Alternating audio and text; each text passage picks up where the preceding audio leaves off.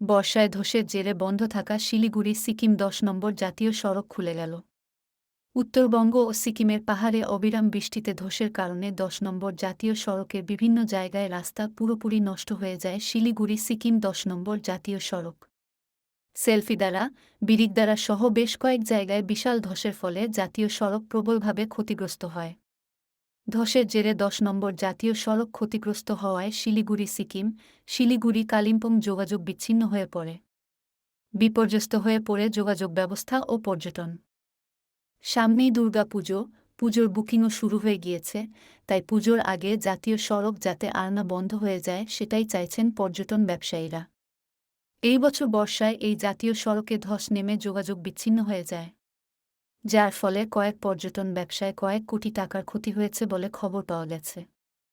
আপাতত কালিম্পং তরফে জাতীয় সড়ক খুলে দেওয়া হয়েছে বলে জানিয়েছে জেলা প্রশাসন। তবে আপাতত ছোট গাড়ি ও ছোট বাস চলাচল করতে পারছে সেই রাস্তা দিয়ে।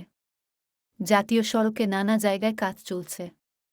তবে আর ভারী বৃষ্টি না হলে দুর্গাপূজার মধ্যে রাস্তার কাজ পুরোপুরি হয়ে যাবে বলে আশ্বাস দিয়েছে প্রশাসন।